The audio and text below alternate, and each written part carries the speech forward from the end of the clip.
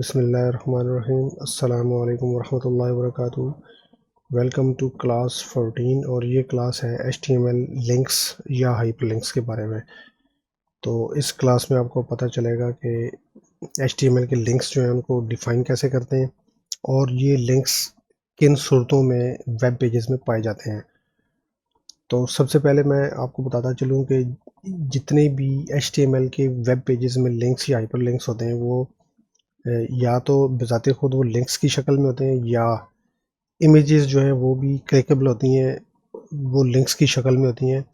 और मेन्यूज़ वगैरह जो होते हैं जितने भी वो सारे वो लिंक्स या हाइपरलिंक्स होते हैं। लिंक्स इस्तेमाल क्यों होते हैं या हाइपरलिंक्स को इस्तेमाल क्यों किया जाता है? तो बेसिकली जब आपने देखा होगा कि वेब पेजेस के अंदर अगर आपने एक वेब पेज से दूसरे वेब पेज की तरफ अगर आपने जाना है तो आपने हाइपरलिंक्स को यूज़ करना है, और इसी तरीके से अगर आपने वापस भी आना है तो आपने हाइपरलिंक्स को यूज़ करना है।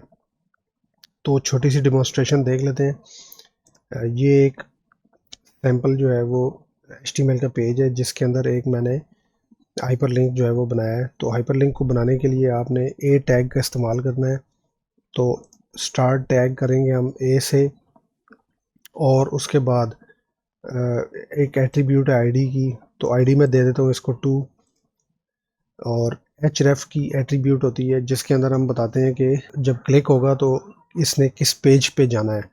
तो मैं यहाँ पर class 14 HTML hyperlinks page 2 dot HTML दे दूँगा, जो कि मैंने यहाँ पे ये पेज एक बना के रखा हुआ है। ये करंट पेज है जिस पेज को मैं अभी एडिट कर रहा हूँ, और इस पेज की तरफ मैंने इसको राउट करना है।